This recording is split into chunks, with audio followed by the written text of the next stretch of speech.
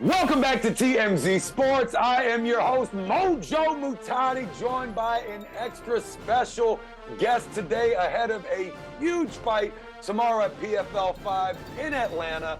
Biaggio Ali Walsh. How we doing, my friend? Good to see you again. I'm doing great. It's good to see you too. How you feeling, man? Big fight tomorrow, taking on Travell Martin at PFL 5.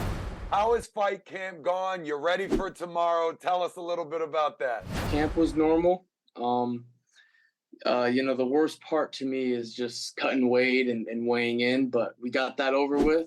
Had an awesome breakfast. I gained my weight back, so we're ready to go. There it is, man. Well, obviously the fight on tomorrow's card that the world is just dying to see. You've had an incredible run with the PFL. I was there in Las Vegas when you finished your last fight, that big right that everyone needs to watch out for. Mm-hmm. What would a win tomorrow at PFL 5 do for your career, do for your future? You know, you've had some amateur fights, you haven't turned pro yet. Would a win tomorrow be the thing that takes you there? Or, you spending some more time training? What do you think for tomorrow? Honestly, I think a couple more wins with higher level skilled opponents would probably be a way for me to sit down with my coach and say, hey, like, what's the next step, Because ultimately, like, I listen to him, and if he thinks I'm ready to go pro, like, I'm going to go pro. I'm trying to move my career smart. Just because people want me to turn pro, I'm not going to go pro just because people want me to. I'm going to go pro when I'm fully ready to go pro. And by the time I go pro, I'll be 100% ready if I go at my coach's pace. So honestly, it's not that hard to stay patient.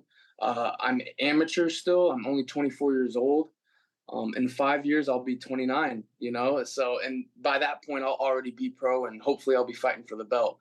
But it's not that hard to stay patient right now. Well, obviously a good thing for a fighter, staying patient to avoid mistakes. Definitely a good thing. Maybe why you've been on such a heater recently.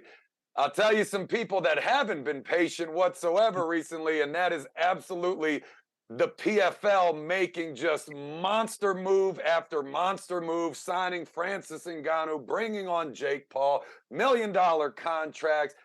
Talk about the future of the company and your role within it. Oh yeah, no, the PFL they're gonna take over, I think, in a couple of years. They treat their fighters great. They're allowed a couple sponsors as well. So not only are they getting a purse for fighting and winning, but they're also, getting that sponsorship money as well. I'm just super grateful to be with the PFL. I knew about the PFL before I signed with them. And when they came to me to sign me, I was like kind of overwhelmed actually, because it's such a great company. So they see potential in me. I'm super grateful for that.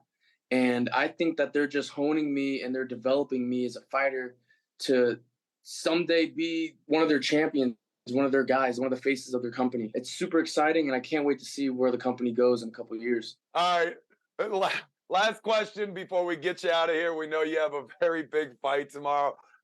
Gotta ask, the big Floyd Mayweather, John Gotti III brawl. I'm not talking about what happened during the fight. I'm talking about the melee after the fight. What would your grandfather, Muhammad Ali, what would he have thought of what transpired? I think that if he was sitting on his big massage couch in Arizona, and saw that, I think he would have just been laughing, honestly.